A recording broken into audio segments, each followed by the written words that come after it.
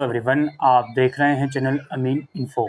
और ये वीडियो सिर्फ वही बच्चा देखेगा जिसने एसवाल के अंदर एडमिशन या तो 2022 में लिया है या इस साल 2023 में लिया है किसी भी यूजी या पीजी कोर्स में।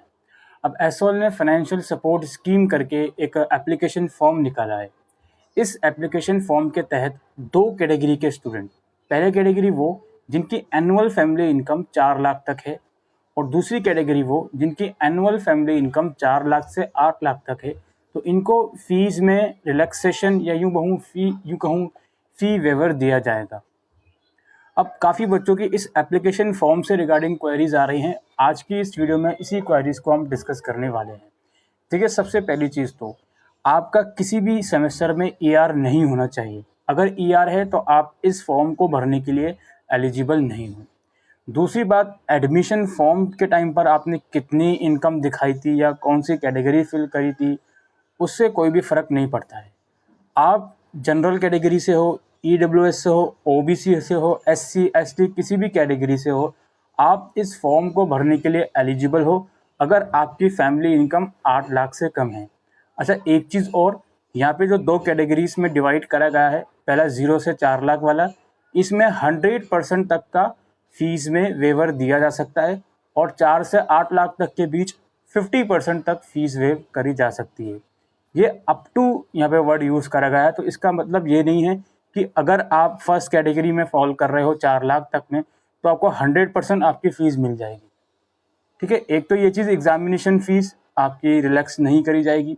उसके अलावा जो एक्स्ट्रा दूसरी फीस आपने पे करी है उसमें से अप टू 100 या अप टू 50% जो भी जिस भी कैटेगरी में आप फॉल कर रहे हो वो रिलैक्स करने की कोशिश एसवाल करेगा। दूसरी बात यह है कि एसवाल के अंदर बहुत सारे बच्चे पढ़ते हैं। अगर सिर्फ यूजी कोर्सेज का ही डेटा उठाकर देख लोगे आप 2022 और 23 का, तो भाई 3 लाख के आसपास बच्चे जा सकते हैं। 3 लाख नहीं तो कम से कम 2.5 लाख बच्चे जाएंगे। तो ऐसा बिल्कुल पॉसिबल नहीं है कि हर एक बच्चा इस फॉर्म को भरेगा और हर एक बच्चे को ये जो फीस वगैरह है ये मिल जाएगी। तो इस चीज़ का ज़रूर से दिमाग में रखिएगा। तो ऐसा बिल्कुल नहीं है कि आपने फॉर्म भर दिया, आपके डॉक्यूमेंट भी सारे बिल्कुल अटैच हों, बहुत केयरफुली आपने अटैच करें, बिल्कुल ठीक हों डॉक्यूमेंट, तो आपको 100% मिल ही जाएगी फीस। ऐसा कुछ भी नहीं है। ठीक है, अब हम आते हैं जो मेन कंसर्न आप लोगों के आ रहे हैं। सबसे पहली चीज़ तो यहाँ पे कंट्रोल नंबर की क्वेरी काफ़ी आ रही है। अब जब आप फॉर्म भरने जाओगे तो वहाँ पर कंट्रोल नंबर या एसवाल का रोल नंबर सबसे पहले मांग रहा है। तो देखो यार, जो पीजी वाले बच्चे हैं इस साल वाले, उनका कंट्रोल नंबर उनका फॉर्म नंबर ही है जो SUG करके समथिंग स्टार्ट होता है, और MBA का भी आई थिंक एसवाल MBA करके स्टार्ट होता है। वो आपके पीजी एडमिशन पोर्टल में आपको मिल जाएगा, तो उसी कंट्रोल नंबर से आप फॉर्म भरोगे।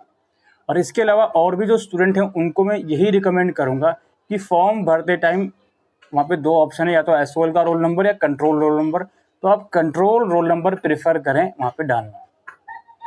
ठीक है, बाकी एक चीज़ और है, जब भी आप डिटेल डाल के सर्च पे क्लिक करते हो तो ऊपर आपके नाम वगैरह और ईमेल आईडी शो होती है। अगर एसवाल रोल नंबर डालने के बाद वो चीज़ें शो हो रही हैं तो एसवाल रोल नंबर डाल के भी आप कंटिन्यूएशन में फॉर्म भर सकते हो।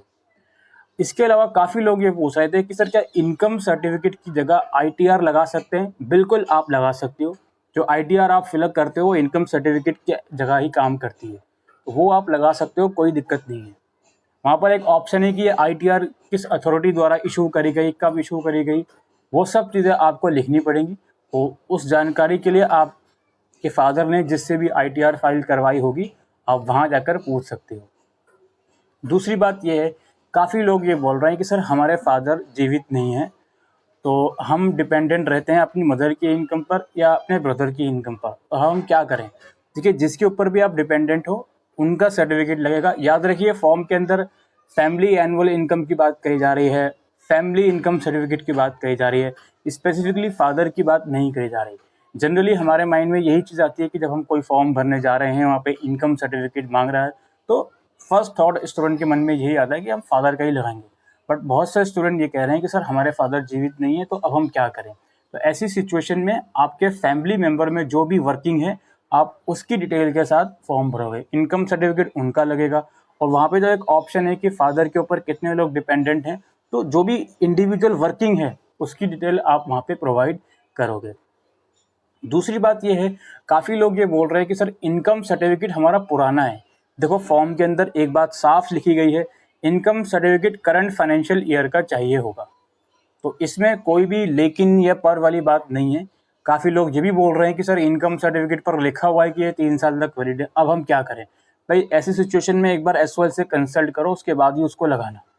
जो चीज़ें फॉर्म में लिखी गई हैं मैं उसके अकॉर्डिंग आपको बता रहा हूँ कि income certificate current financial year का ही होना चाहिए, यानी कि 2023 मार्च 31 के बाद का। सिंपल सी बात है जी। ये डाउट क्लियर होगा आपके। अब यहाँ पे कुछ स्टूडेंट्स ये पूछ रहे थे कि सर हमारा बैंक अकाउंट नहीं खुला हुआ, हम क्या करें जी? देखिए, बैंक अकाउंट आपका होना चाहिए। अगर नहीं खुला हुआ तो 1-2 दिन में बैंक अकाउंट खुल जाता है, उसको खुलवा लीजिए और उसी की पासबुक या कैंसिल चेक जो भी है, अकाउंट नंबर, आईएफएससी कोड वही वहाँ पर लगेगा।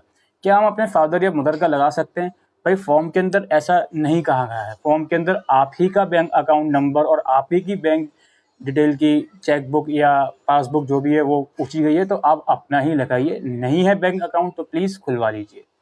इसके अलावा राशन कार्ड की काफ़ी क्वेरी आ रही है। देखिए, फॉर्म जब आप भरने जाओगे तो वहाँ पे राशन कार्ड के आगे रेड मार्क नहीं है, तो राशन कार्ड लगाना मैंडेटरी नहीं है। अगर आपके पास है तो आप लगा सकते हो। राशन कार्ड में कोई गड़बड़ी है आपके तो उसका यूटिलाइजेशन ना करो, सिंपल एज दैट। हमारे पास राशन कार्ड नहीं है जी, ख़त्म बात। अगर है, बिल्कुल सही है राशन कार्ड, तो लगाइए उसको। उसका अथॉरिटी किसने इशू करा है वो सब चीज़ें उसमें लिखिए। इसके अलावा एक चीज़ और है, डॉक्यूमेंटेशन जो उसमें चीज़ें मांग रही हैं। एक तो आपका सिग्नेचर मांग रहा है, ठीक है, कोई दिक्कत नहीं है। लास्ट एग्जामिनेशन पास, आपने जो भी लास्ट एग्जाम पास आउट करिए वो लगा दोगे। अगर 2022 बैच के हो, फर्स्ट ईयर का रिजल्ट है आपके पास, वो लगाओगे आप। इसके अलावा अगर आपने ग्रेजुएशन किसी और यूनिवर्सिटी से करी है, मास्टर्स कर रहे हो फिलहाल, तो वो डॉक्यूमेंट लगाओ ग्रेजुएशन का उस यूनिवर्सिटी का, कोई दिक्कत नहीं है। अगर आपने करंटली ग्रेजुएशन में एडमिशन लिया है, 12th की मार्कशीट लगाओ, कोई दिक्कत नहीं है।